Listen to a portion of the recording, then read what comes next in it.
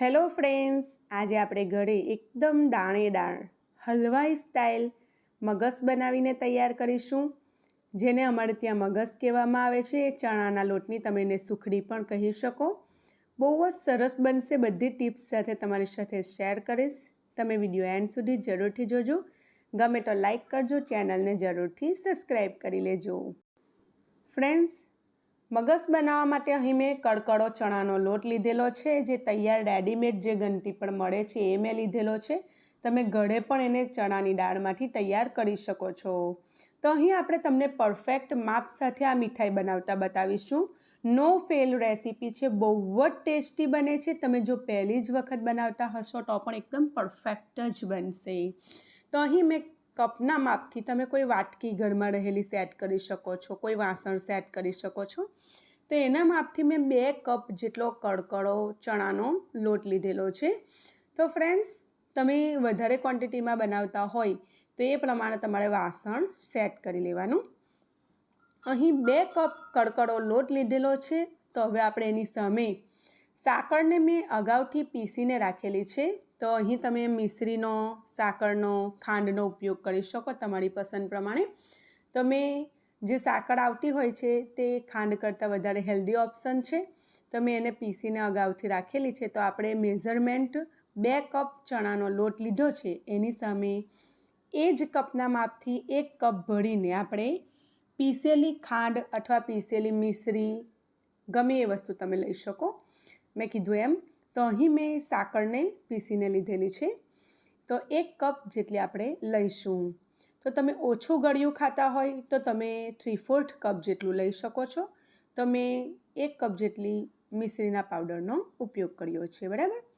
હવે આપણે એને એક વાસણમાં ટ્રાન્સફર કરી લઈશું। આ તમને મેઝરમેન્ટ બતાવવા માટે આ રીતે હું તમને બતાવી રહેલી છું। હવે આપણે સેમ કપમાં ઘીનું માપ લઈશું। તો 2 કપ બેસન, 1 કપ સુગર પાવડર અને 1 કપ ઘી। તો અહીં મેં દેશી ગાયનું ઘી, ઘરનું ઘી ઉપયોગમાં લીધેલું છે। તો તમે પણ તમારી પસંદ પ્રમાણેનું કોઈ પણ ઘી લઈ શકો છો। અહીં આપણે આમાંથી 3/4 કપ જેટલું ઘી કઢાઈમાં લઈ લીધેલું છે। અહીં કઢાઈ આપણે જાડા તળિયાવાળી જ પસંદ કરવાની છે, જેથી બિલકુલ નીચેથી બળે નહીં। તો જાડા તળિયાવાળું વાસણ ખાસ લેવું। હવે એમાં બધો જ કડકડો લોટ મેં ટ્રાન્સફર કરી દીધેલો છે। ગેસની ફ્લેમ અત્યારે મીડિયમ ટુ સ્લો છે, અને આખી મીઠાઈ બનાવતી વેળાએ ગેસની ફ્લેમ બિલકુલ પણ ફાસ્ટ નથી કરવાની ફ્રેન્ડ્સ, આપણે એને મીડિયમ ટુ સ્લો જ રાખવાની છે।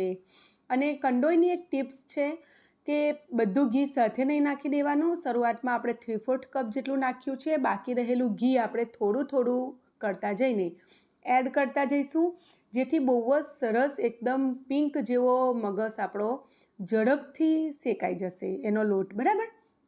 તો જુઓ, પાછું મેં ઘી એડ કર્યું છે। જે રહી ગયેલું છે કપમાં, જે થોડું રાખેલું છે એમાંથી થોડું થોડું કરીને આપણે આ રીતે એડ કરીશું। એટલે આ રીતે બહુ જ ઝડપથી લગભગ 12થી 13 મિનિટમાં મગજનો જે પ્રોપર શેકાઈ જવો જોઈએ લોટ, એ રીતે શેકાઈને તૈયાર થઈ જાય છે। ગેસની ફ્લેમ બિલકુલ સ્લો છે। તો સ્લો ફ્લેમ પર જ આપણે આ બધી પ્રોસેસ કરવાની, જેથી એકદમ સરસ ટેસ્ટી મગસ બનીને તૈયાર થાય છે। તો જુઓ, બાકીનું જે થોડું ઘી બચેલું એ પણ મેં ટ્રાન્સફર કરી દીધેલું છે। હવે આપણે ફ્રેન્ડ્સ એને સતત હલાવતા જઈશું આ રીતે, અને એકદમ સરસ પિંક જેવો એનો કલર આવે, એટલે કે ગોલ્ડન જેવો લાગે કલર, ત્યાં સુધી આપણે એને શેકીશું। અને એને શેકાવાની એકદમ સરસ સુગંધ પણ આવવા લાગશે, તો ત્યાં સુધી આપણે એને શેકીશું। તો સતત હલાવતા જઈને આપણે એને શેકીએ છીએ। તો તમે જોઈ શકો છો કે કલર ચેન્જ થયો છે ને, અને દાણેદાર એનું જે ટેક્સચર છે તે એકદમ સરસ દાણેદાર આવવા લાગ્યું છે। તો આપણે હજુ પણ એને 2 થી 3 મિનિટ કરીશું, હલાવીશું, જેથી એનો પરફેક્ટ કલર ચેન્જ થશે। હું તમને આગળ બતાવું છું એ રીતે। અને અત્યારે મિશ્રણ જે છે તે એકદમ હલકું થઈ ગયું છે, અને હલાવવાનું એકદમ સરળ થઈ ગયેલું છે। તો જુઓ, આ રીતનું દાણેદાર થઈ ગયું છે અને ગોલ્ડન જેવું લાગી રહેલું છે ને। તો આ ટાઈમ પર આપણે એમાં દૂધ 1/4 કપ જેટલું લીધેલું છે। તો 1 ચમચી જેટલું દૂધ એડ કરતા જઈશું, અને સાથે સાથે આપણે હલાવતા જઈશું। તો ફ્રેન્ડ્સ, તમે જોઈ શકો છો, જેવું આપણે એમાં દૂધ નાખીએ છીએ એકદમ દાણેદાર અને ફૂલેલું મિશ્રણ બને છે ને, અને એકદમ હલકું અને ફ્લપી બને છે. તો આ રીતે એકદમ થોડુંક 1 ચમચી જેટલું દૂધ નાખતા જવાનું છે. તો ટોટલ 1/4 કપ જેટલું આપણે માપ દૂધનું રાખેલું છે. તો ફ્રેન્ડ્સ, તમે આ માપ એકદમ પરફેક્ટ ધ્યાને રાખીને બનાવજો. તમારો પરફેક્ટ જ મગસ બનશે. આ મીઠાઈ એકદમ પરફેક્ટ બનશે, કોઈ જ પ્રોબ્લેમ નહીં આવે અને બહુ જ ટેસ્ટી, મોંમાં ઓગળી જાય એવું બને. તો જુઓ એકદમ સરસ દાણેદાર દેખાય છે ને. તો આ ટાઈમ પર ફ્રેન્ડ્સ આપણે એમાં ઇલાયચી પાવડર એડ કરીશું. તો 1 નાની ચમચી જેટલો મેં ઇલાયચી પાવડર એડ કરેલો છે. તો એનું ફ્લેવર મગસમાં બહુ જ ટેસ્ટ આપતું હોય છે. તો તમે જરૂરથી ઇલાયચી પાવડર એડ કરજો. હવે આપણે એને બીજી 2 થી 3 મિનિટ સુધી દૂધ નાખ્યા પછી પણ આપણે એને શેકાવા દઈશું. અને મેં કીધું એમ બધી પ્રોસેસ આપણે ધીમા ગેસે કરીશું. તો જુઓ, સતત હલાવતા જવાનું છે. આ રીતના મિશ્રણ એકદમ કમ્પ્લીટ છે. આ જ રીતનું હોવું જોઈએ, બરાબર. કદાચ તમારા મિશ્રણમાં થોડીક થિકનેસ વધારે લાગતી હોય તમે તો 1 ચમચી જેટલું ઘી તમે એડ કરી શકશો. હવે મેં ગેસની ફ્લેમ બંધ કરી દીધેલી છે અને ગેસ પરથી ઉતારીને પણ આપણે થોડીવાર માટે મિશ્રણને આ રીતે હલાવતા રહીશું કે જેથી મિશ્રણ ઠંડુ પડી જાય. મિશ્રણના ઠંડુ પડ્યા પછી જ આપણે એમાં સુગર પાવડર એડ કરવાનો છે. તો આ વાતનું તમારે ખાસ ધ્યાન રાખવાનું છે. તો અત્યારે હું કઢાઈને સાઈડ પર મૂકી દઉં છું.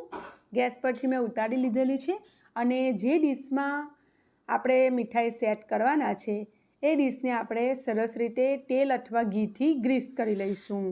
તો આ રીતે આપણે સરસ તેલ અથવા ઘીથી ગ્રીસ કરી લઈશું.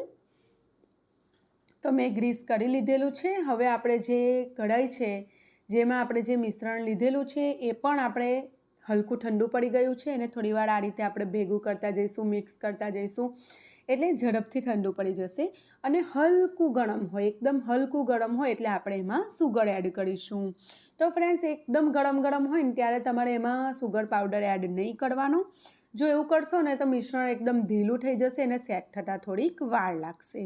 એટલે આ રીતે આપણે હલકું ઠંડુ પડી જાય મિશ્રણ આપણું, પેલું હુંફાળા જેવું હોય ને ત્યાં સુધી એને ઠંડુ પડવા દેવાનું અને પછી આપણે એમાં સુગર પાવડર થોડો કરીને એડ કરતા જવાનું અને સરસ મિક્સ કરતા જવાનું. એકદમ સરળ જ પ્રોસેસ છે, સહેજે અઘરું નહીં પડતું, બરાબર.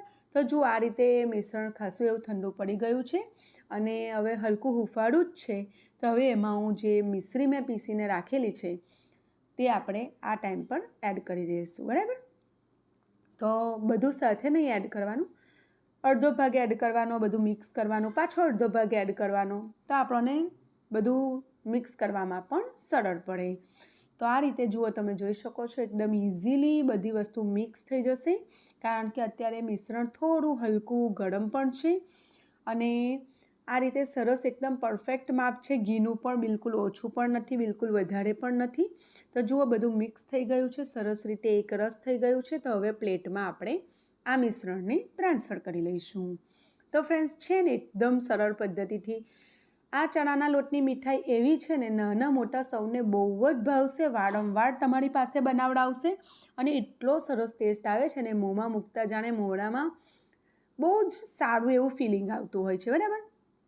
તો ફ્રેન્ડ્સ, આ રીતે મેં એને સેટ કરી દીધેલી છે. ઉપરથી થોડી આ રીતની ચિરોંજી અથવા તમે એને શું કહો છો એ મને જણાવજો તમે કમેન્ટ સેક્શનમાં. અમારી સાઈડ એને ચિરોંજી કહેવામાં આવે છે, બરાબર. અને એના ઉપર થોડા કાજુ અને બદામની મેં કતરન પણ એડ કરેલી છે. તો એ પણ આપણે આપણી પસંદ પ્રમાણે પિસ્તાની કતરન, કાજુની, બદામની ગમે એ વસ્તુથી આપણે ગાર્નિશ કરી શકીએ છીએ. પછી સ્પેચ્યુલાથી, તાબેઠાથી થોડુંક આ રીતે દબાવી દેવાનું, બરાબર. અને પછી આપણે એને 3 કલાક સુધી મિનિમમ એને ઠંડુ થવા દીધેલું ફ્રેન્ડ્સ પંખા નીચે. અને પછી તમને કટ કરીને બતાવું છું.